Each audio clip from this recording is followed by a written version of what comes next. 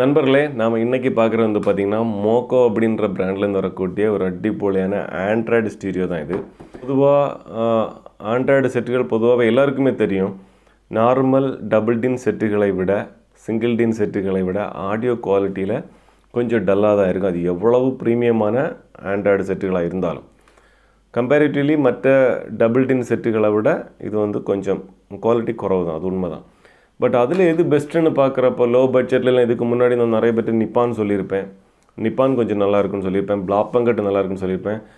But பிளாப்பங்கட்டில் கொஞ்சம் நாளைக்கு முன்னாடி இந்த செட்டுகளில் கொஞ்சம் சாஃப்ட்வேர் இஷ்யூ இருந்துச்சு. இப்போ கொஞ்சம் கண்ட்ரோல் ஆகி வருது.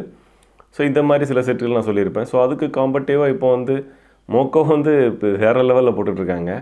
அதுக்கு மேலே வந்து இப்போ ஓங்கியோ வந்துட்டாங்க, உள்ளாடி நக்காமச்சி வந்துட்டாங்க, ஷார்ப் கம்பெனி வந்திருக்காங்க. இப்படி நிறைய பேர் இருக்காங்க. ஓகேங்களா? ஸோ இவங்க எல்லாமே கொஞ்சம் பிராண்டடாக மெயின்டைன் பண்ணி வரக்கூடியவங்க. ஸோ அதில் மோக்கோ அப்படிங்கிற பிராண்ட் வந்து எல்லாருக்குமே தெரியும். கொஞ்சம் பட்ஜெட் அதிகமாக இருந்தால் கூட நல்ல குவாலிட்டியோடு கொடுத்துருப்பாங்க. ஸோ அந்த அடிப்படையில் நாங்கள் இப்போ ஒரு காருக்கு வந்து பார்த்திங்கன்னா மோக்கோ X5 சஜஸ்ட் பண்ணியிருந்தேன் நான்.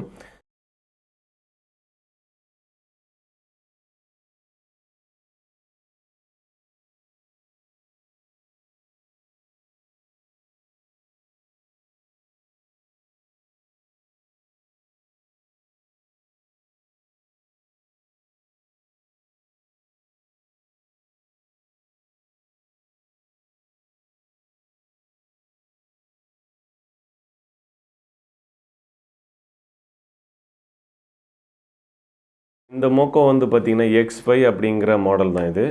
4GB 64GB ரோம் வரக்கூடியது.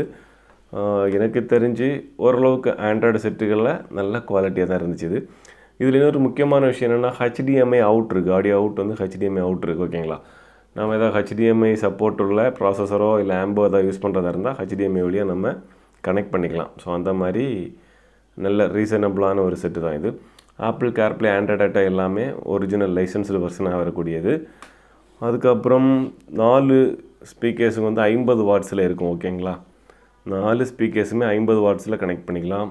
ஜென்யூனான ஒரு டிஎஸ்பி கொடுத்துருப்பாங்க. டிஎஸ்பிங்கிற வளர பேசிக்கான ஒரு டிஎஸ்பியாக இருக்கும்.